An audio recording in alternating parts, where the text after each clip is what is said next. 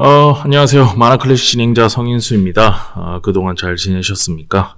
오랜만에 혼자서 이렇게 녹음하려고 하니까 뭔가 좀 느낌이 새롭네요. 다름이 아니라 저희가 이번에 167편에 준비한 내용은 망가다였고요. 저와 함께 다빈님 그리고 전우님이 함께 녹음에 참여하셨는데 조금 안타까운 말씀을 드려야 될 것 같아요. 앞에 녹음을 하는 과정에서 앞에 우리가 매번 근황 체크하고 그리고 어떤 작품인지 간략하게 소개하면서 이야기를 들어가잖아요. 근데 그 지점들이 좀 날아갔어요. 그래서 녹음을 했는데 기기상 문제로 앞에 녹음했던 부분들이 다 녹음이 안 되는 바람에 이렇게 간단히 얘기하면 앞에 녹음한 부분 날라갔고 뒤에 녹음한 부분은 살게 되었습니다. 그래서 어떻게 할까 고민을 하다가 다시 모여서 하고 이렇게 하기에는 좀 저희가 시간이 없어서 앞에 날라간 부분은 제가 이렇게 혼자 등장해서 소개를 좀 드리면서 이렇게 스무스하게 지나가 보려고 이렇게 혼자 녹음을 진행하게 되었습니다. 저희가 일단 처음에 어떤 얘기를 했었냐면 지난 방송인 166편 조제 호랑이 그리고 물고기들 편을 듣고 톰 세디앙님께서 이제 댓글을 남겨주셨는데 본인은 영화보다 만화가 더 좋았다라는 말씀을 남겨주셔서 제가 면이 좀 살았죠. 이 작품을 여러분에게 소개한 면이 좀 산 것 같습니다. 그 얘기랑 함께 뻔한 연출이지만 좋았고 만화 보면서 냉정과 열정 사이랑 그리고 포레스트 검프란 영화 OST를 계속 틀어놓고 감상했다고 댓글을 남겨주셨어요. 그렇죠. 냉정과 열정 사이 영화도 그렇고 포레스트 검프 영화도 그렇고 정말 OST가 열일하죠. 정말 함께 들어보면서 만화를 봐도 괜찮을 것 같다라는 생각이 들었습니다.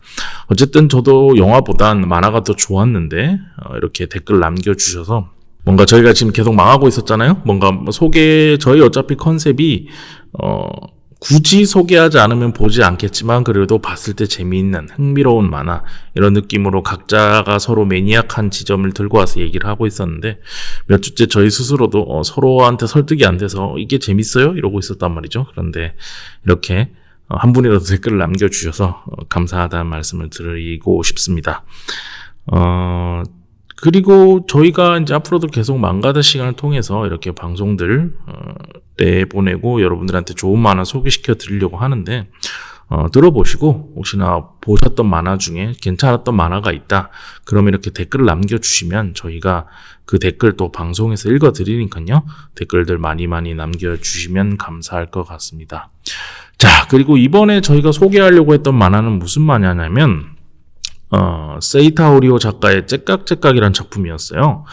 이 작품은 무려 8권이나 되는 예전에는 8권 이러면 별로 그렇게 길다는 생각이 안 들었는데 요즘 8권 이러면 굉장히 길어 보이는 그런 작품이어서 이 당시에 읽은 때 굉장히 힘들었던 생각이 드네요. 왜냐하면 제가 이때 전시 준비 그리고 무슨 브랜드 웹툰 관련해서 작업을 하는 게 있어서 거의 우리가 그 9to6라 그러나요? 일반 회사원 분들께서는 저 같은 경우는 이제 점심때 출근해서 새벽 5시까지 그것만 작업하다 들어가고 그거 일상의 연속이었기 때문에 뭔가 정신이 없어서 8권을 읽을 시간이 없는 거야. 그랬었는데 어쨌든 들고 왔는데 다비님이 이 작품을 들고 온 이유가 뭐냐면은 저희가 예전에 세이타 오리오 작가의 골든 골드란 작품 우리가 한번 소개시켜 드린 적 있어요. 망가다 시간에.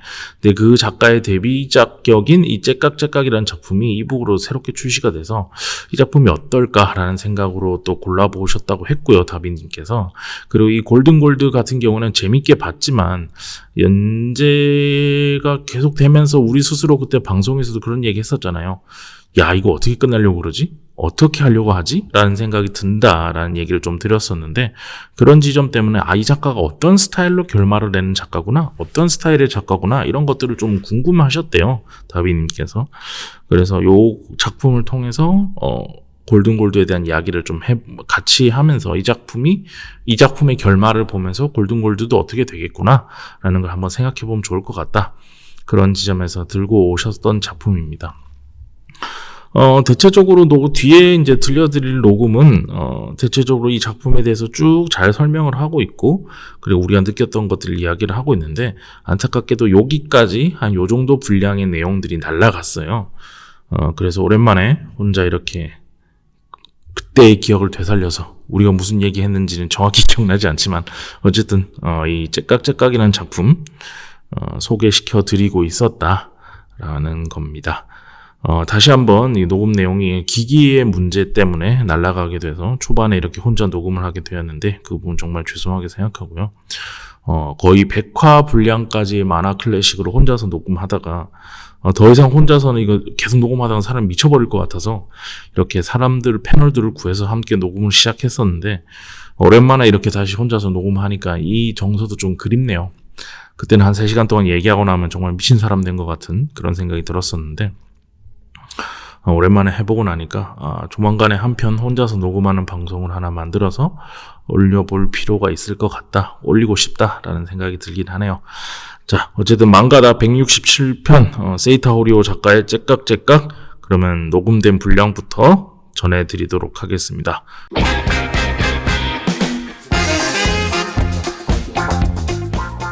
저는 이거를 이제 모르고 읽었는데 초반 그 전개들이 이렇게 확확 어떻게 보면 좀 바뀌는 전개들이 있잖아요. 처음에 첫 페이지 딱 시작할 때는 의미를 알 수 없는 장면으로 시작하거든요. 그 다음에 이제 주인공도 이 유카와 집안의 어떤 캐릭터들, 어린 그 과거 시절 또 보여주고, 그래서 약간 좀 이게 어떻게 이어지나 뭐 의미가 있겠지라고 생각하면서 보는데 이제 흥미가 이렇게 확 돋는 순간은 다비님께서 말씀해주신 딱 초반의 그 순간, 어떤 범죄 씬이 발생하는 그 순간, 평화로운 어떤 일상 속에서 범죄로 확 전환되는 순간에 어떤 제가 이제 그때 딱 떠오른 어떤 느낌이 그 다크나이트 오프닝에서 조커가 범죄를 저지른 장면이 엄청 유명하잖아요. 그때 거의 숨 막히면서 이걸 이제 볼 수 있는 정도의 어떤 그 연출들인데, 이게 약간 그 느낌이었어요. 초반에 이렇게 뭔가 납치극이 발생하고 그거에 맞춰서 시간이 째깍째깍 이렇게 흘러가면서 뭔가 이 주인공들을 옥죄는 그 상황이 그러니까 스릴러의 어떤 장르로서의 되게 완성도 높은 연출이 되어 있었고요. 그 장면도 되게 영화처럼 느껴졌고요. 이런 상황에서 이야기가 어떻게 흘러갈까 생각을 했는데 갑자기 이 시간을 멈춰버리면서, 그러니까 이제 저한테 주관적으로는 그 조커의 어떤 이런 범죄물처럼 됐다가 갑자기 인셉션으로 가는 거죠. 네. 갑자기, 예. 시간이 완전히 멈춰가지고, 이게 이제 아까 말씀하신 그 지게.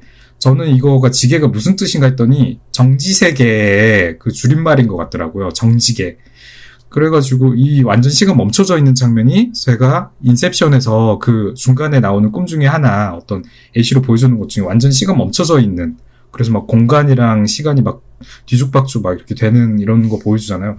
딱 그런 연출처럼 보였고, 그래서 초반에 이런 흐름들이 막 이야기도 바뀌고 그거를 보여주는 묘사하는 이런 방식들도 장난 아니다라는 생각이 들어가지고 빠져들 수밖에 없었어요. 흡입력이 엄청 강하게. 그래서 이제 이야기가 진행되는 것들을 흥미진진하게 이렇게 지켜보는데, 사실은 이렇게 걸어가면서 이 세계관을 어떻게 받아들여야 되는지, 갑자기 이렇게 된 거에 대해서도 뭐 독자도 궁금한데 사실은 그 안에 있는 인물들도 다 당황스러운 상황이니까 할아버지가 설명하기 시작하고, 또 할아버지랑 또 이제 다른 시점에서 다른 관점에서 다른 그 악역 캐릭터들이 또 이제 뭔가 자기네들끼리 설명하고 그걸 독자에게 보여주고 이렇게 이야기를 하기 시작하는데 약간 좀 난해한 측면들이 있고 불필요하고 복잡한 느낌들이 이때부터 들고요. 근데 이제 그 이유는 여기 있는 캐릭터들도 사실 독자랑 비슷한 상황인 거죠. 이 세계에 대해서 잘 알지 못하는 상태인 거고, 각자의 어떤 지식이 충분하지가 않고, 또 이제 이거에 대해서 뭔가 되게 잘 알고 있었던 것 같은 그 유카와 할아버지조차도 아주 일부만 알고 있고, 그래서 이거를 계속 보여주거나 설명해주는 것 자체가 장님이 그냥 코끼리 더듬는 것처럼 뭐 이게 확실한가? 이거는 맞나?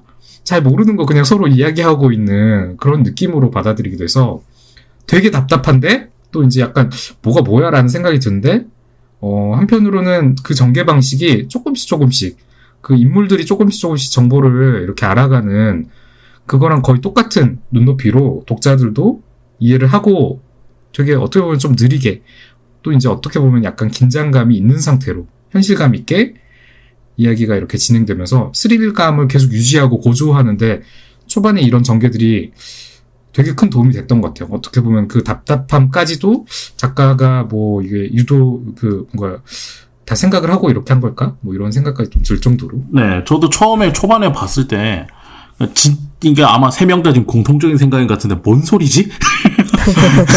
처음에 막 이상한 말도 안 되는 소리 하잖아요. 막 이상한 소리 하고 이해 막 못했죠. 쓸데없는 소리 하고 해서 초반에 조금 재미없었어요. 그래서 나한테 왜 이러나 이러면서 왜 다비님 또 왜 이런 작품을 가져왔나 이러면서 죄송합니다.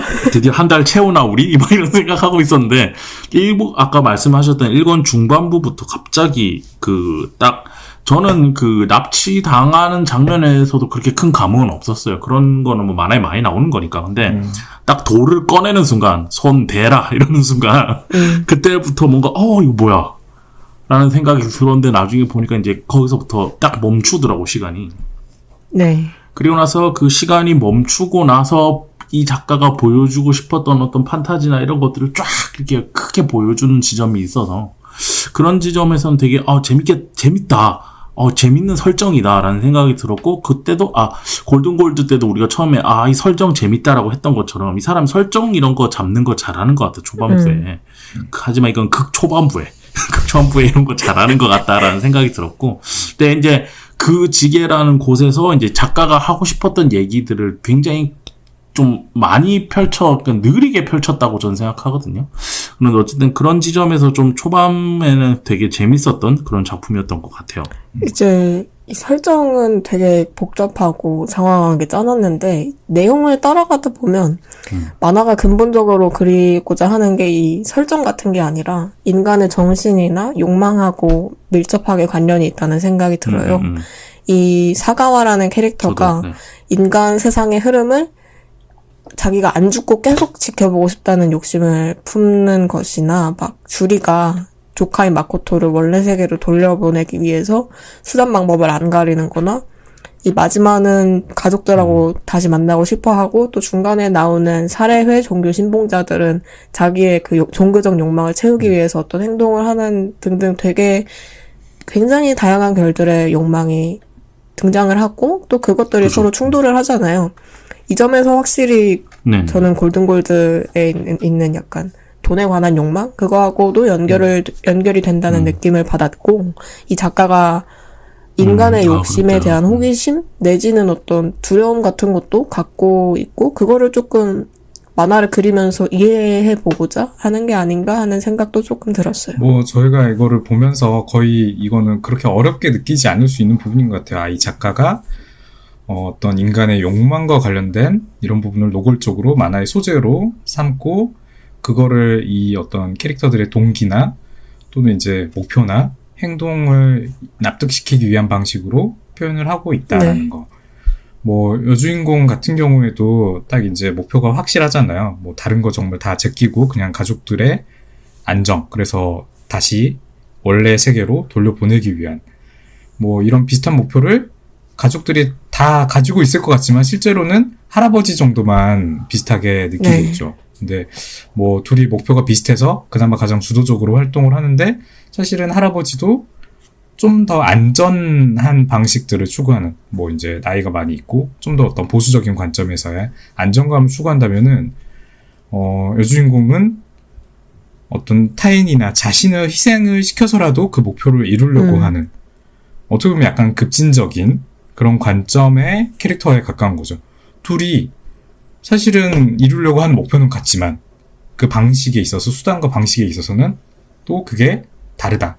이게 어떻게 보면 우리가 제가 이제 말로도 그렇게 이 캐릭터들을 표현했지만, 우리가 뭐 일상의 어떤 사회의 뭐 정치적인 이런 거를 표현할 때 보수적이다, 뭐 진보적이다, 급진적이다, 뭐 이런 말들을 쓰잖아요.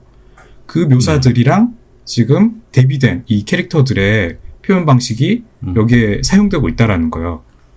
그렇게 생각하면은 이 캐릭터들은 우리 사람들의 어떤 뭐 세력이나 또는 어떤 뭐 이념이나 이런 것들의 상징일 수도 있을 것 같다라는 생각이 들고요. 이게 이제 그 주리 같은 그 여주인공 같은 경우에는 어쨌든 뭔가 좀 이런 급진적인 마지막에 이제 이야기가 진행되는 방식 보면은 본인을 희생시켜서라도 뭔가를 이렇게 목표를 이루려고 하는 건데, 저는 오늘 조금 이게 이야기를 한번 여기까지 좀 해볼까라고 생각한 지점이 어떤 종교적인 인간에 대한 제가 가지고 있는 어떤 느낌들에 대해서 이야기를 해볼까 했는데, 여기서 이 유카 가족들 중에서 가장 뭔가 그 종교적인 인간에 가까운 캐릭터는 전 줄이라고 생각을 했거든요. 다른 사람들은 소시민적인 욕망을 가지고 있어요. 가장 대표적으로 아빠는 정말 사심을 부리죠. 가족들 안에서의 어떤 그 욕심을 어떻게든 또 채우려고 막 위기 상황인데도 계속 그 장면을 보여주고 있죠. 사실은 뜬금없어 보이기도 해요, 정말. 이 캐릭터들의 상황을 생각하면. 그 외에 이제 나머지 가족들은 사실은 뭐 동기가 그렇게 커 보이지 않지만, 이것도 사실은 이게 그냥 단순히 배경이라고 생각하는 않고 인간의 어떤 그 세력들의 한 상징으로 생각을 한다면은 이것도 이 작가가 아무 의미 없이 이렇게 생각을 하진 않았을 수도 있겠다라는 생각은 들어요. 그 아이가 등장하고 조카인가요? 네. 츠바사라는 그 오빠, 여주인공의 오빠는 이야기의 이제 진행에 따라서 약간 좀 흐지부지 되는 부분이 있지만 어쨌든 이 영혼을 잃게 되는 이런 존재고, 이야기로는 계속 나와요. 마코토의 엄마, 여동생 사나이가 이야기의 어떤 발단처럼 꼭 보이거든요. 근데 사실은 아무 이야기에 관여를 하지 않아요. 뭔가 되게 중요한 이야기처럼 시작을 했다가 처음에 1권에서는 사나이가 마코토를 낳은 게 뭔가 엄청 큰 이 이야기의 근본적인 어떤 배경처럼 이야기를 하는데 아무 의미가 없거든요.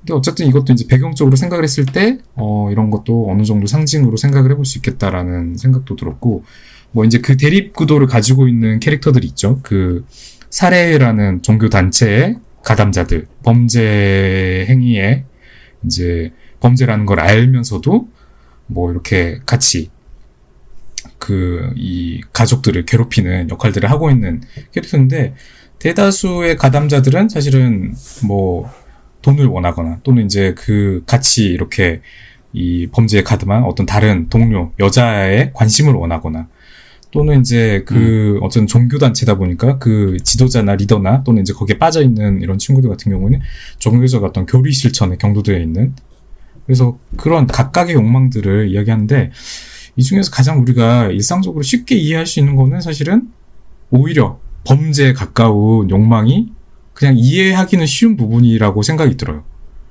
우리가 다 나쁘다는 거 알죠? 저렇게 하면 안 된다라는 거. 네. 내가 돈을 얻거나 여자를 이렇게 원한다고 해서 범죄를 저지르면 안 된다는 거 다 아는. 근데 오히려 우리가 이거를 이야기 속에서 이 사람들이 왜 그러는가, 왜 이렇게까지 하는가라고 생각했을 때, 저러면은 저렇게 저거를 원한다고 한다면은 저 사람들 좀 나쁜 사람들이기도 하겠고, 그래도 그 정도의 어떤 욕망으로 느껴진다는 거죠. 근데 이 종교적인 어떤 그 동기를 가진 사람들은 솔직히 전 이해가 잘 안 되거든요. 왜 그렇게, 왜 그거를 해야 된다고 생각을 하는지. 그래서 오히려 그 사람들은 욕망이 우리가 이해할 수 있는 그런 단위가 아니라 욕망으로 수단을 정당화하는 정도의 모습을 보이거든요. 그래서 욕망을 이렇게 실천하려는 방식이나 수단들, 강도들도 다 현실적인 어떤, 우리가 일반적으로 이 정도는 그래도 좀 무리한 거 아니야? 라는 거 다 넘어서가지고 하고요. 그러다 보니까 실제로 행하는 행동들도 다 우리가 다 상상할 수 있는 어떤 범위를 넘어가지고 행동들을 하죠. 만화 속에서도. 저는 이게 이 만화에서 상징하고 있는 종교적 인간의 어떤 무서움을 보여주고 있다고 생각을 하거든요. 너무 평화로워 보였던 유카 가족의 일상을 깨는 거 누구냐? 그리고 심지어는 그게 우발적인 게 아니라 엄청 계획적인 조직 범죄잖아요. 누구냐? 사레이라는 민간 종교단체라는 거죠. 이게 저는 이 이야기 속에서 되게 큰 의미를 지닌 부분이라고 생각해요. 저는 듣고 보니까 그렇게도 볼 수 있겠다라는 생각이 좀 들었는데, 저는 아까 우리 사심, 개인의 욕망, 이런 얘기 막 했잖아요. 골든고드 때부터 그런 얘기 한다고. 근데 저는 이거 보면서, 그러니까 처음에는 딱 그 작품을 따라갈 때는 마치 할아버지 쪽이 정의의 편인 것처럼 뭔가 느낌이 들어요. 왜냐하면 납치를 당했으니까. 근데 계속 보다 보니까 그런 생각이 드는 거예요. 이게 이 할아버지가 중간에 그런 말들 많이 하거든요. 이게 어떻게 쓰일지 몰라서 잘못 쓰이면 안 된다는 생각으로 숨기고 있었던 것 같은 뉘앙스를 계속 숨기면서 행동을 해요. 근데 자신의 가족을 구하겠다고 이 돌을 쓰는 것은 그러면 괜찮은 건가? 라는 생각이 전 들었어요. 그래서 맞아요. 이게 근데 여기서부터 이제 제가 이 작품에 뭔가 키워드를 발견한 거거든요. 처음에 뭐야 뭔 소리를 하는 거야 이러다가 1권에 갑자기 한 중간쯤부터 돌을 꺼내서 가자 이러길래 오 재밌어 하고 이건 좀 보다가 뭐야 아직 8권까지 더 봐야 된다고 이러고 있었는데 이건 말쯤에서부터 딱 이 생각이 들고 나서부터는 그 뭐랄까 거기 나오는 사람들 한 명 한 명이 아까 말씀 주신 것처럼 뭔가 대표격인 인간의 욕망을 대표격인 역할로서 다 나온다고 생각이 들었어요. 그래서 그때부터는 좀 뭔가 팔로우하면서 보기가 좀 편하더라고요. 완전 관찰자 느낌으로 보게 되는 그런 지점이 있었고, 그런 지점에서 이 가족들도 결국 보여주는, 특히 할아버지가 보여주는 한계점 이런 것들을 보면 저는 그런 지점에서 좀 보면서 나중에 얘기하려는 키워드지 뭐 인간 군상극이랄까 그런 것들을 좀 생각이 들었다라는 거죠, 이 작품 같은 경우는. 저는 이제 아까 전우님이 욕망의 강도가 조금 현실적 제약을 넘어선 사람들을 종교적 인간이라고 말해주셨는데,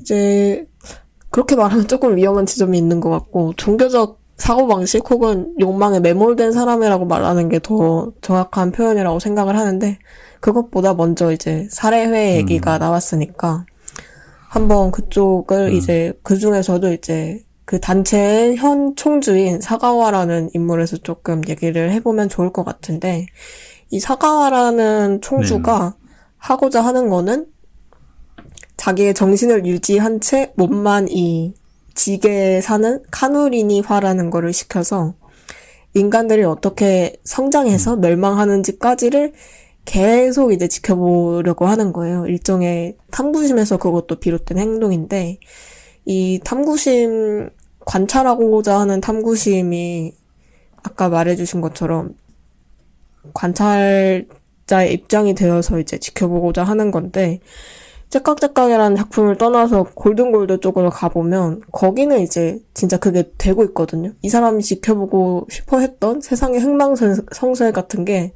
엄청나게 완전 빠른 속도로 진행이 되고, 보계신이 거기 있으니까 주인공이 사는 섬이 미친 듯이 부흥을 하면서 거기서 뭐 싸움도 일어나고 살인도 일어나고 동시에 막 마을 발전도 일어나고 보계신 찾아서 일부러 들어온 사람들도 있고, 그런 거를 보여주면서 어쩐지 끝에 가서는 다 망할 것 같은 느낌도 드는 게 약간 그게 사가와가 보고자 했던 이 세상의 압축반 격이지 않나 하는 생각도 들었어요. 그러니까 그 전체적으로 이런 어떤 상징들이 사람들이나 그 사람들이 가지고 있는 그 욕망들이 이 우리가 겪고 있는 일상 현실 세계 속에 어떤 이런 세력이나 이념이나 또는 어떤 단체나 조직이나 어떤 이런 거의 상징적인 표현이라고 충분히 생각을 할 수가 있을 것 같고, 그 압축판 격이라고 생각을 하신 것도 어떻게 보면은 이 정지계라는 소재를 가지고 이 작가가 묘사하고 표현하고 싶은 게 지금 우리가 사는 어떤 인간 세계에 대한 본인 나름대로의 관점들, 또 이제 그 뭐 아까 군상극이라고 이야기했던 그런 거를 하나로 압축해서 좀 보여주고 싶었던 이런 상징들이 전 좀 많이 들어가 있다라고 생각을 했고, 근데 어쨌든 그 골든골드에서도 그렇지만 째깍째깍에서도 뭔가 민간신앙, 일본 토속적인 어떤 민간신앙을 소재로 계속 쓰잖아요. 저는 사실은 그 골든골드가 좀 재미가 없거나 좀 저가 이게 좀 불편하거나 또는 이게 뭐 잘 안 읽히거나 했던 이유 중에 하나가 이 일본의 민간신앙적인 부분이 저한테는 이게 잘 와닿지 않는 부분이 너무 많아서였던 것 같거든요. 뭐 우리나라는 사실 이런 민간신앙적인 부분이 일상에서 그렇게 남아있지가 않잖아요. 뭐 종교를 가지신 분들은 이제 뭐 일상에서도 종교적인 활동들을 하고 있지만, 사실은 종교가 없다고 한다면은 뭐 종교적인 활동이라고 할 만한 일상들이 거의 없어요. 뭐 기도나 뭐 이런 거를 딱히 하지도 않고, 근데 일본은 뭐 종교를 막 어떤 종교를 가졌다라고 할 만하지 않더라도 이런 토속 신앙들이 되게 자연스럽게 영향을 미치고 있는 것처럼 보이고, 이게 저한테는 그냥 명절에 차례다 지내는 정도로만 이렇게 하는 저로서는 사실은 약간 알 수 없고, 또 제가 어떻게 보면 결코 이해할 수 없고, 어떻게 보면 약간 미지의 세계처럼 보이고, 이런 부분이 저한테 약간 두려운 부분을 좀 유발하는 것 같거든요. 약간의 어떤 불안감. 저는 외부의 눈으로서 그 어떤 특정 문화나 그 세계관 속에 그 민간 신앙을 보면은 두려운 것들을 많이 느낄 수밖에 없다라고 생각해요. 그래서 오컬트랑 많이 엮이기 쉬운 소재라고 생각을 하고, 그 영화들 보면 그런 영화들 되게 많잖아요. 어떤 지역에 그 뭐 백인이나 이런 사람들이 가서 그 나름대로의 어떤 신앙들을 볼 때 너무 괴기스럽고 이상하고 하는, 뭐 그 유전 감독이 만들었던 그 영화도 약간 그런 느낌이라고 생각하는데, 미드소마? 이런 거를 생각해 보면은 이런 외부인의 눈으로 저는 이 민간 신앙을 좀 보게 되는 부분이 있는 것 같고, 전체적으로 어떤 그 불안한 느낌, 뭔가 불안하고 안 좋은 일이 생길 것 같고, 그리고 그 민간 신앙 자체가 어떻게 보면 그 세계관의 그 배경 형성을 하고 있고, 이게 저한테는 약간 좀, 저 공포 만화를 좋아하지만 약간 이런 스멀스멀한 느낌을 좋아하진 않거든요. 차라리 그냥 확 이토준지처럼 그냥 뭔가 무서운 장면 확, 공포 만화, 공포 영화들 다 저는 그냥 차라리 무섭고 뭐 잔인하고 확 이렇게 나오는 게 좋지, 스멀스멀 하는 거는 제가 진짜로 무서워하거나 진짜로 약간 좀 어려워하는 그런 부분인 것 같아요. 미스트를 제가 무서워한다고 했던 그런 이유랑 비슷하거든요. 아까 내가 말하고 싶었던 영화가 해프닝이 아니라 미스트였어. 네네. 해프닝이라는 있어. 근데 그 내용이 해프닝이니까 어쨌든. 그렇죠. 네. 이게 그러니까 이제 이런 맥락에서 봤을 때 저는 또 그 미스트에서 또 가장 무서웠던 부분이 떠오르거든요. 미스트에서 그 어떤 거의 사이비 수준의 종교에 빠진 아줌마가 나오고, 저는 그 장면이 이렇게 미스트에서 가장 무서운 부분이기도 했거든요.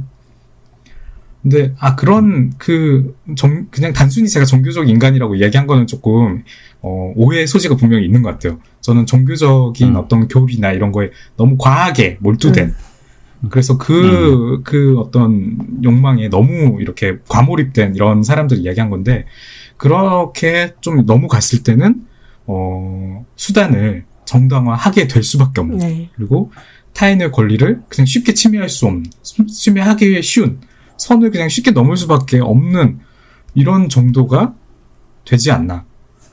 뭐 우리나라에서도 사실 저는 그런 부분들 쉽게 볼 수 있다라고 생각을 하고요. 뭐 역사적으로 따졌을 때 뭐 그런 것들 저는 되게 많았다라고 생각을 하고요. 뭐 그냥 한마디만 하자면 십자군 같은 거는 그런 게 집약된 어떤 이런 역사적인 사건이죠. 그래서 저는 이게 뭐 종교가 어떤 뭐 지금 제가 좀 불안하고 뭔가 좀 안 좋은 부분에 대해서만 이야기한 것 같지만, 당연히 이제 그게 전부가 아니고 종교의 기능성이 많고, 우리 가까운 곳에서 이제 뭐 그런 거에 좀 이렇게 좋은 모습들을 보이는 사람들, 저도 이제 많이 알고 있는데, 근데 이제 그 종교적인 교리에 정말 충실하고 그 종교적인 목표를 정말 성실하게 온건하게 최대한 충실하게 수용을 한 사람들이 어떤 모습일까를 생각한다면은 무서워지는 정도가 아닐까. 뭐 저는 이제 이거에 대해서 더 이야기하는 것도 사실은 저는 어렵고 무서운 일인 것 같아요. 예, 종교적인 이야기를 사실은 제가 이 정도까지 할 수 있을까 생각했는데 이 정도까지만, 여기까지만. 종교도 그렇고 종교인에 대한 묘사가 되게 현실적으로 느껴지게 나오잖아요.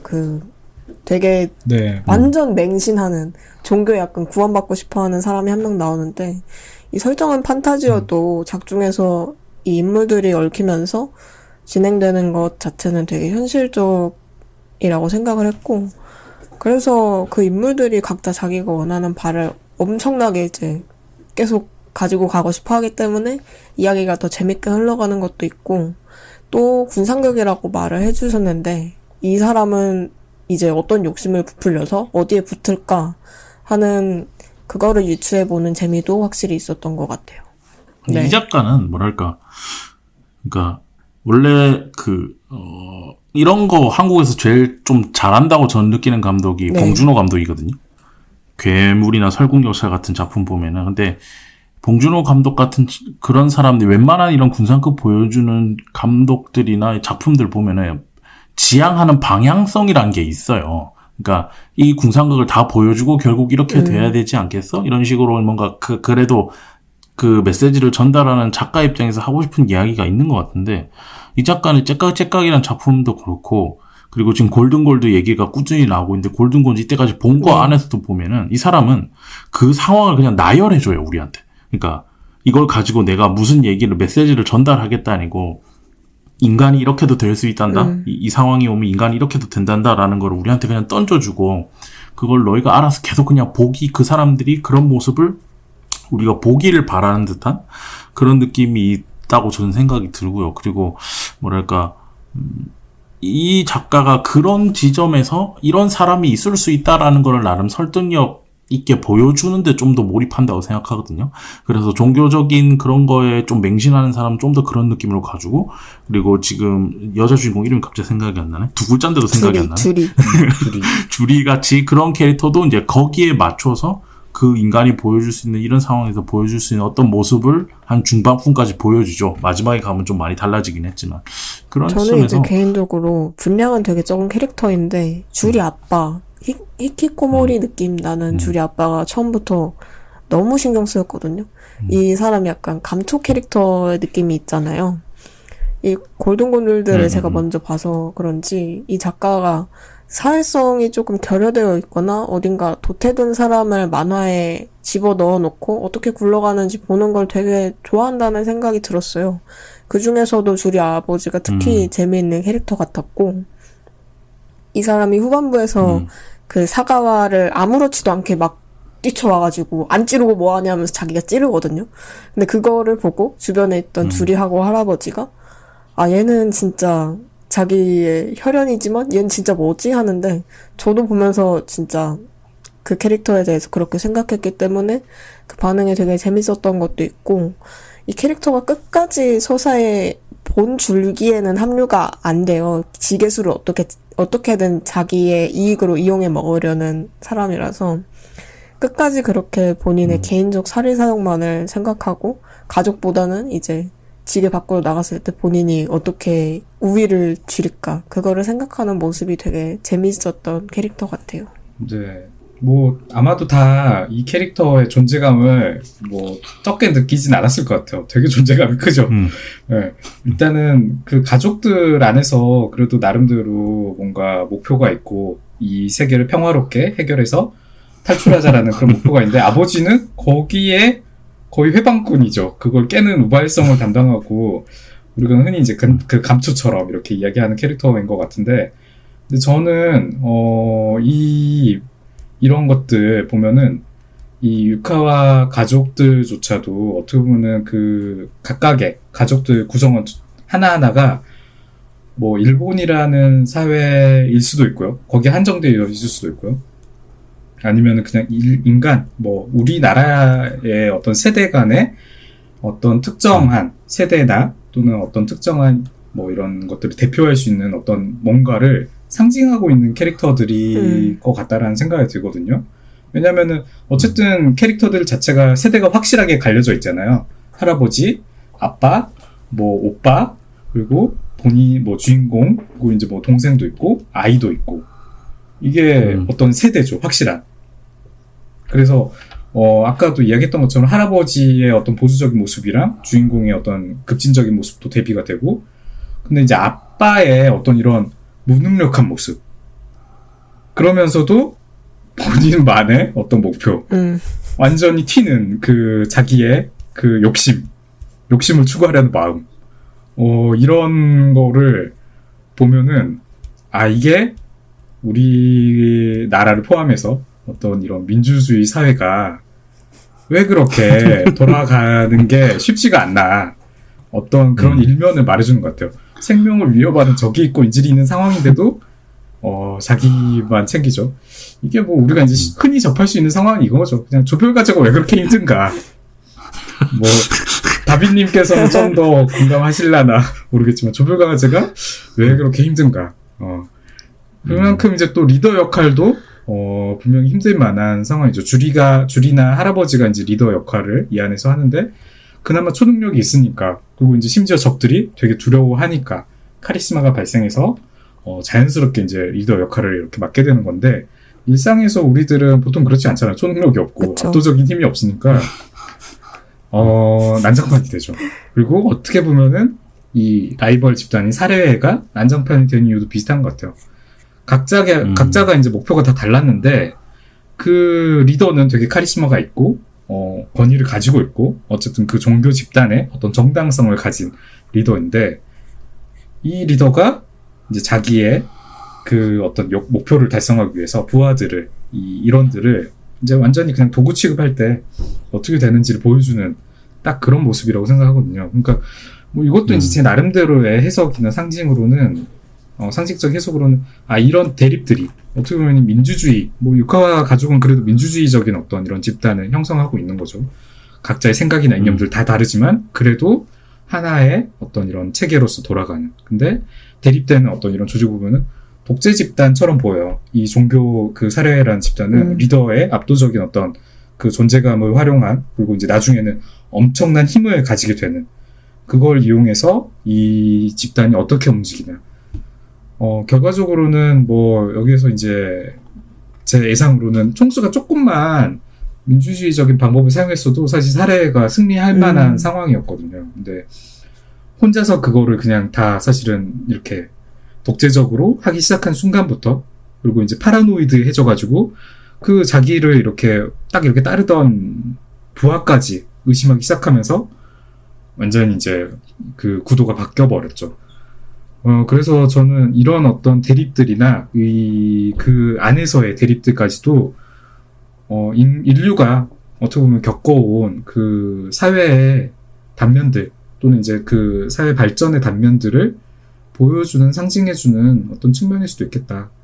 뭐 어떤 부분은 일본 그 사회에 한정된 부분일 수도 있겠지만 어떤 부분들은 뭐 우리나라 입장에서도 좀 뭐 비유가 적용될 수 있는 그런 내용이지 않을까. 뭐 저는 사람들이 그러니까 우리가 그 우리나라에서도 약간 그런 거 많이 강조하잖아요. 어떤 합치된 마음, 단일된 마음, 한 마음 한 뜻. 저는 불가능한 것이라고 생각하고 그렇게 될 수 없다라고 생각하거든요. 근데 그런 상황에서도 느리지만 그래도 어떤 비슷한 목표를 향해 가는 게 인류가 지향해야 되는 그런 사회의 모습이라고 생각을 하는 거고 뭐 그냥 자연스러운 모습이라고 생각해요. 지금 이 이야기 속에서 그려진 하나하나의 뭐 캐릭터들의 욕망이나 뭐 이 집단의 모습들이나 이런 게. 근데 이제 그럴 때 우리가 할 수 있는 거는 어쨌든 뭐 모였다가 흩어지고 할 때 조금이라도 마음 맞는 사람을 찾아서 손잡고 도망칠 수 있는 게 각자의 개개인들이 처할 수 있는 것들이지 않을까 뭐 그런 생각은 들어요.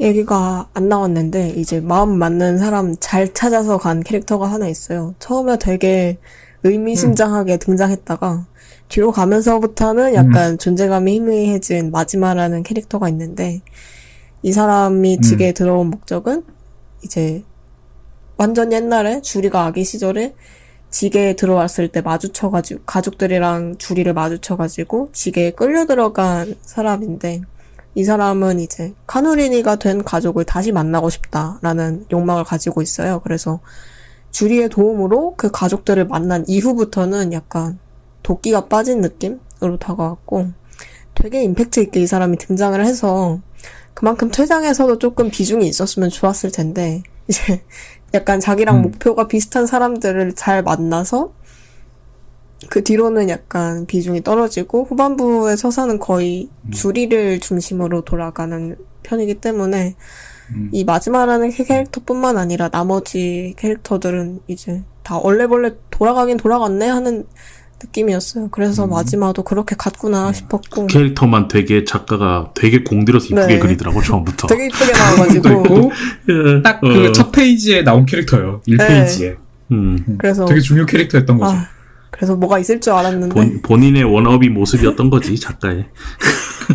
어쨌든 네, 제가 이번 녹음 준비하면서 인터넷에 올라온 번역된 작가 인터뷰를 읽었는데 이 사람이 실제로 서사의 큰 틀이나 어떤 전개 같은 거를 조금 그래도 고정해놓고 그 안에서 이야기를 진행하는 스타일이 아니라 매 화를 이제 담당자하고 얘기를 하면서 정해 나가는 시기라고 했던 것 같아요. 그래서 그거는 다 알 수 있어. 이 작품 조금만 봐도. 째깍째깍 연재할 때 후반부에 되게 힘들었다고 하는데 읽으면서 그런 게 다 느껴졌고 이 사람이 후반 가서 아 진짜 그리기 힘들었겠구나 하는 게 딱 느껴지는 지점이 결말부에서 특히 결말부에서 그렇고 여기저기서 또 느껴졌던 것 같아요. 저는 이 시장에서도 되게 감탄을 하면서 봤고, 저 나름대로 어쨌든 이게 이제 작가가 다 의도했는지 의도하지 않았는지 모르지만, 어떤 상징적인 이런 캐릭터들이 준비되어 있다라고 생각을 했고, 그리고 그 정지계 속에서의 어떤 묘사들, 표현들, 그리고 뭐 이벤트들도 다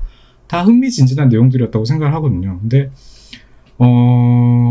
되게 그러니까 야심 크게 준비된 이야기였는데, 이야기를 하다 보니까, 계속 그리다 보니까, 뭔가 꼬이기 시작하고 흐지부지된 부분이 있지 않나라는 생각은 뭐 들 수밖에 없는 것 같아요. 일단은 말이 너무 많아져요. 중간에. 보통 우리가 상황을 잘 보여줄수록 말을 좀 줄이고, 그거를 그림이나 어떤 그 표현으로 보여줄수록, 그리고 이제 그런 식으로 우리가 그걸 받아들일수록 사실은 어떤 그 작품의 완성도가 좀 더 높아진다라고 생각을 하는데, 그런 식의 모습들이 초반부에는 많이 있었는데 중반부 이후부터는 말을 너무 많이 하고 그리고 이제 그거를 상황을 말로 설명하는 장면들이 있고 그 아까도 제가 말씀했던 어떤 그 세계관에 대한 설명들을 말로 설명하면서 또 막 이렇게 이야기를 하는데 그런 게 중반부 이후로도 너무 많아요. 뭔가 갑자기 옛날 뭐 서적에서 나온 이야기 또 꺼내놓으면서 아 이게 갑작스럽게 뭐 그 설정이나 이런 게 막 추가된 거 아닌가라는 생각도 들고 총수 그 캐릭터, 계속 이제 악역으로 나온 그 캐릭터가 이제 뜬금없이 갑자기 이 줄이랑 대화하면서 자기의 과거사를 막 늘어놓고 뭔가 자기에게도 뭔가 어떤 사연이 있는 사람인 것처럼 이렇게 하는데 사실 저는 이게 이제 어떤 상징적인 의미를 가졌다라고 또 생각이 되는 부분은 있지만 어떤 종교인이 그런 그 배경들을 가진 어떤 이야기를 할 때는 그 종교인 캐릭터가 그래도 일단 그 맥락에서 갑자기 그 이야기 속에서 이게 뭐 상징 이런 거 할 게 아니라 지금 이 상황에서 갑자기 도무지 납득이 안 되는 장면이었거든요. 그래서 이 상황을 어떻게 그려낼까 했는데 그나마 그냥 거기서 이제 그 이야기의 진행이 막 이렇게 한 방에 이렇게 먹여주는 식으로 돼서 좀 답답한 게 그래도 좀 풀리는 어떤 이런 느낌들이 있었는데 그 뒤에 이어진 내용들 좀 뭐랄까 정말 황당한 내용들이죠. 약간 좀 황당하게 느껴지는 내용들. 그리고 나중에 그게 무슨 의미가 있었나? 설명이 뭐 이 작가가 워낙 설명을 안 하긴 하지만 설명을 안 하더라도 사실은 무슨 의미가 있나? 상징적으로 무슨 의미가 있나? 이게 뭐 상징도 한두 개여야지 사실은 후반부는 준비되지 않은 상태로 그냥 막 이렇게 진행한 부분이 있지 않나? 뭐 좀 그렇게 생각될 수밖에 없을 정도로 좀 정신없는 느낌이었어요. 그래서 제가 맨 처음에 다 읽고 되게 궁금했던 게 두 분이 결말을 어떻게 받아들였는지 그게 되게 궁금했어요. 마지막에 이 지계의 절대자 같은 존재가 나와서 현실로 못 돌아간 주리까지 돌려보내주는데 그 흐름이 저도 이제 솔직히 조금 맥이 빠진다고 생각을 했고 근데 또 마지막에 사가와의 고치에서 탄생한 아기를 주리가 자식으로 맞아서 키운다는 그 엔딩은 그 엔딩만 생각해보면 꽤 괜찮은 부분도 있다는 생각이 들었어요. 왜요? 근데 이제 절대자가 딱 돌려보내주고 행복하게 끝난다. 이거보다는 이제 걔랑 같이 가서 같이 이제 산다. 그렇게 끝나는 게 뭔가 그래도 해피엔딩으로서의 의미가 있는 방향성이지 않나라는 생각이 들었는데 근데 골든골드가 이렇게 끝나면 좀 빡칠 것 같고 그래서 두 분은 엔딩이 마음에 드셨는지 아니면 이건 좀 아니지 싶었는지 여쭤보고 싶습니다. 일단 저 중간부터 아까 그렇게 막 관찰자 시점으로 봤다고 했는데 중간부터 그래도 조금 끝나라는 느낌? 뭔가 속도가 느리다. 전개의 속도가 느리다라는 생각이 좀 들어서 이런 거 같은 경우는 그냥 아까 어차피 인간의 해프닝 군상극이니까 한 방에 오징어 게임처럼 한 방에 쫙 이렇게 보여주는 게 더 파워풀하지 않았을까라는 생각이 드는데 아까 인터뷰 내용을 보니까 역시 한 번에 다 생각한 건 아닌 것 같다라는 생각이 들고 저는 엔딩은 좀 제가 원했던 엔딩은 아니었어요. 저는 그렇게 뭔가 절대자가 나타나서 이게 이 작품이 지금 우리 지금 계속 까는 방향으로 가고 있는데 좋았던 지점도 분명히 있거든요. 근데 네. 이 엔딩은 이렇게 하지 말고 저는 그 주리라는 캐릭터가 그 공간에 남았어야 된다고 생각해요. 그 공간에 남아야 됐고 그리고 그 괴물로 변하는 거 그거 뭐죠 이름이? 카누리니? 뭐 카누리니. 그런 거라든지 될 뻔하잖아 그 안에서. 그런 느낌이라든지 어쨌든 그 다음에 이곳에 또 오게 될지도 모르는 사람들을 위한 서사의 여운을 남겨주면서 그래도 어느 정도의 그 어쨌든 모든 이야기의 끝은 패밀리 이야기의 끝은 그래도 어느 정도의 희생이 들어가 있어야지 여운이 남거든요. 이야기 속에서. 그래서 그런 지점에서 안에 그냥 남기고 걔가 그렇게 마지막에 변하면서 그 안에서 그렇게 되면서 끝나면 좋지 않았을까라는 게 제 생각이에요. 근데 이게 갑자기 매트릭스의 리오 같은 애가 나타나가지고 What's the problem? 이러고 오케이 고 이러고 보내준 거잖아 그냥. 그래서 그 지점에서 좀 아쉽다. 안에 남아있었으면 좀 여운이 좀 남았을 것 같은데 라는 어쨌든 작품적인 측면에서는 그런 생각이 좀 들었습니다. 뭐 예전에도 이야기했던 것처럼 어떤 그 핍진성이라는 말 저희가 이제 한번 같이 생각해 본 적이 있잖아요. 네. 그 맥락에서 본다면은 마지막에 작가가 그걸 무너뜨린 거죠. 맞아. 그 지계 세계관에 대해서 다 설명해 놓고 이 세계관에 대해서 그 한계들 그리고 이제 여기 남아 있었을 때 어떤 문제 생기는지 이런 것들 다 말해 놓고 설정해 놓고 갑자기 그동안에 이야기도 안 해 놓은 절대자. 뜬금없는 데우스 엑스마키나가 등장을 해가지고 그냥 다 해피엔딩으로 뭐 아무래도 좋아 그냥 해피엔딩으로 끝났으면 좋겠어 약간 이런 느낌으로 가깝게 돼버리는데 뭐 저는 아까도 이야기한 것처럼 어쨌든 이게 뭐 전체적으로는 다 괜찮았다라고 생각은 해요. 왜냐면은 일단은 제가 뭔가 예상을 하면서 보고 하면은 다 예상 밖으로 진행이 되더라고요. 그냥 완전 다 반전 때리는 식으로 어떻게 이렇게 이야기 진행을 하지? 심지어는 그게 좋을 때도 있었고 실망스러울 때도 있긴 했지만 그래도 정말 뻔한 이야기는 아니다. 뻔한 부분이 없이 어떤 부분은 정말 신박하다 싶은 뭐 설정도 그렇고 뭐 진행되는 이야기도 그렇고 뭐 캐릭터들도 그렇고 어떤 부분 너무 막 나간다 싶은 이렇게 돼야 되는 거 아니야? 싶은 것들이 다 예상을 좀 벗어나는 부분들이 있었기 때문에 이게 좀 이 만화 속에서는 자연스럽게 느껴졌고 결말도 당연히 어떤 그런 의외성을 바랬던 것 같아요. 이 주인공에게 당연히 해피엔딩이 있길 바랬죠. 근데 그 의외의 해피엔딩이 이런 식은 아니었었던 것 같고 그래도 좀 지금의 해피엔딩은 좀 뻔한 해피엔딩이었다. 그래서 좀 이 부분이 어떻게 보면 결말은 좀 실망스럽게 느껴질 수밖에 없었고요. 뭐 애로 가는 거 이 부분도 뭐 사실 저는 그렇게 큰 의미를 뭐 이렇게 담고 보진 않았는데 근데 이제 그래도 이게 저는 어쨌든 서로의 이 적대자였고 막 죽이고 살리냐 이 세계에서 벗어나냐 마냐 어떤 싸움을 하던 사이였는데 결국에는 서로 완전히 끝을 내지 않은 거잖아요. 완전히 끝을 내지 못한 거잖아요. 뭐 그 결말은 사실은 그럴 수밖에 없었다라고 생각을 했어요. 좀 설득력은 좀 부족했다고 생각하지만 아까 말씀드린 것처럼 어쨌든 이 세계관의 설정들이나 캐릭터들의 설정들을 생각하면은 이 각각의 캐릭터들 자체도 인간 세계의 어떤 사람이나 또는 그 사람의 욕망이나 또는 어떤 그 집단이나 어떤 체계나 체제들을 상징하고 있다라고 생각하는 부분이 있고 그렇다고 따지면은 어느 하나를 완전하게 없애거나 패퇴시키거나 끝장내거나 할 수 있는가 그런 것도 불가능하다고 생각을 하거든요. 뭔가 어떤 게 뭐 이야기 속에서 승리한다고 해서 의미가 있나? 내가 완전한 승리자가 됐다고 해서 의미가 없다고 생각을 하기 때문에 사실은 어쨌든 공존의 방향으로 가는 결말은 그 자체는 그럴 수밖에 없었다라고 또 생각은 들어요. 뭐 그래서 이야기적으로 뭐 해석에 따라서 이제 당연히 사람마다 다를 수 있지만 되게 의미 있는 이야기였다라고 생각을 하고요. 세계관 재미났어. 특히나 시간 정지 능력을 이렇게까지 만화적으로 묘사를 했던 만화가 뭐가 있을까? 뭐 묘사한 만화들은 계속 있었던 것 같다고 생각을 하거든요. 뭐 시간 이렇게 딱 멈춰가지고 뭔가 조조. 음흉한 짓 하는 조조. 아니 뭐 조조 이전에 그 뭔가 이런 시간 멈춰가지고 음흉한 짓 하는 만화들은 항상 있었거든요. 일본에. 그리고 뭐 당연히 지금 이제 다비님은 조조를 좋아하시니까 조조를 당연히 떠올리실 거라고 생각을 했고요. 더 월드의 능력을 우리가 네, 다 네. 알잖아요. 너무 중요하니까. 근데 조조에서는 세계관에 싸잡아 먹는 그 능력들이 다 시간과 관련돼 있죠. 네. 시간 멈추고 시간 돌리고 없던 일로 아예 만들고 세계 그냥 막 일순해서 돌려버리고.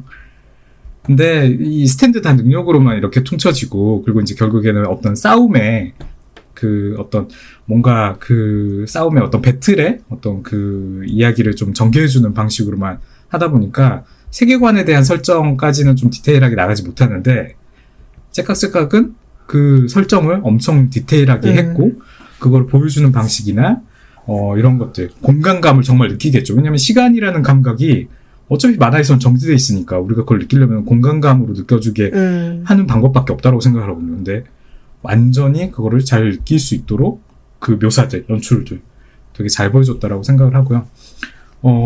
어떻게 보면은 그 인간 지금 우리 누구나 누리고 있는 인간 세상에서 누리고 있는 여러 가지 재화들, 돈이 있고 뭐 또는 누군가는 이제 뭐 부동산이 있고 또는 누군가는 어떤 똑똑한 뭐 지능, 뇌 또는 예술적인 능력, 뭐 누군가는 비평 능력, 다 말 잘하는 능력, 막 여러 가지 능력적인 거나 재화 같은 게 많다고 생각을 하거든요. 근데 시간이라는 재화는 인간의 가장 평등한 재화 같아요.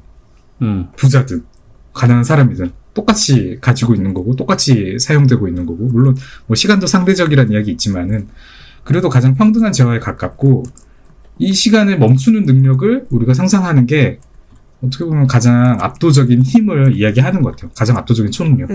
이 시간과 관련된. 뭐 조조에서도 그러니까 이제 계속 이야기가 나왔던 것 같고요. 그래서 저는 이 만화에서 이야기하는 이 시간 정지 능력이 어떤 그런 압도적인 힘에 대한 이야기일 수도 있겠다. 뭐, 어떻게 보면은 왓치맨에 가까운 이야기일 수도 있지 않을까? 왓치맨도 히어로물로 포장된 어떤 다른 이야기잖아요. 뭐 째깍깍도 최소한 야심만큼은 그랬을 수도 있겠다. 처음에 작가가 야심만큼은. 이야기하고 싶었던 야심만큼은 그 정도일 수도 있지 않았을까? 뭐 그런 생각까지도 좀 드는 뭐 좋은 만화였다고 생각합니다. 이제 제가 결말 얘기를 꺼냈으니까 살짝 네. 정리를 해보자면 제가 아까 그 총주가 아기가 되어서 주린애랑 같이 사는 게 그나마 좋았다고 한 거는 제가 의미를 찾은 건 그 부분이었는데 이제 이 사람이 원래 엄청 성인이었다가 다시 고치에서 애가 되는 거잖아요. 그리고 이 사람의 원래 욕망은 이 세상을 계속 지켜보고 싶다 하는 욕망이었고 근데 성인에서 다시 아기로 다시 태어나는 그 과정이 사실 이 사람이 원하는 방향은 아니었지만 그 안에서 이 사가와라는 사람은 세상을 한번 다시 다 보지 않았을까? 그런 것이 아니었을까라는 생각도 들었고 그리고 그 먼저 좀 리타이어 되긴 했는데 그 맹신하는 사람 있잖아요.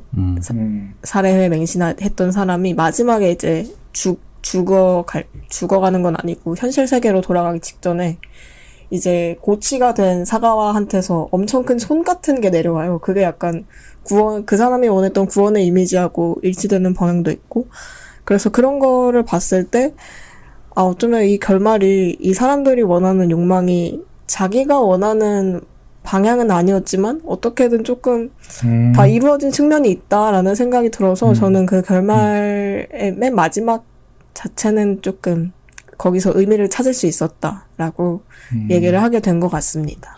이 작가는 되게 뭐랄까 작품이 그러니까 딱 극적이다기보다는 그냥 좀 프리스타일 느낌이 있어요. 그러니까 본인이 그러니까 일단 그렇게 어떤 좀 신비로운 판타지적인 상황을 놔주고 거기에 맞춰서 되게 이런저런 궁상들을 보여주는 것까지는 본인이 평소 좋아하는 스타일인 것 같고 근데 이거를 어떻게 주워 담지부터 다시 생각하는 것 같아. 작품 만들면서. 보여주고 싶은 건 다 보여줬어. 근데 내가 그리고 싶은 건 다 그렸고 사람들도 좋아해. 좋아. 그럼 이걸 이제 다시 어떻게 주워 담지?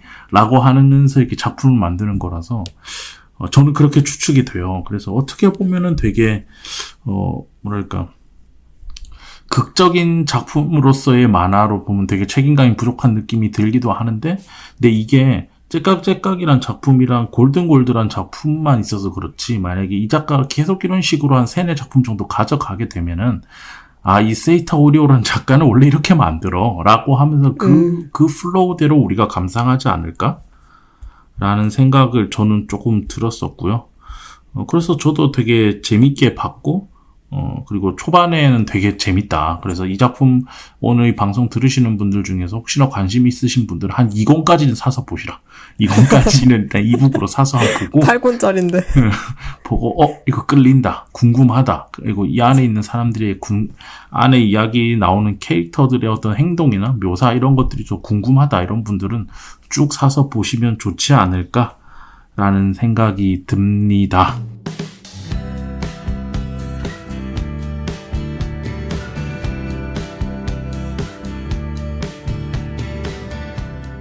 어쩌다 보니까 3주 만에 방송 녹음을 하게 됐고, 모르겠어요. 저도 앞으로 제 일정을 모르겠어. 진짜. 원래 이런 식으로 얘기를 하면 안 되는데, 그리고 들으시는 분들도 뭔 소리 하는 거야 라고 생각하실 수 있겠지만, 모르겠어요. 다들 오늘 방송 하신다고 고생하셨고요. 2022년 9월 29일입니다. 녹음되고 있는 망가다 167편. 오늘은 세이타 호리오 작가의 째깍째깍 해봤습니다. 저희는 다음에 또 찾아뵙도록 하겠습니다. 감사합니다. 감사합니다. 감사합니다.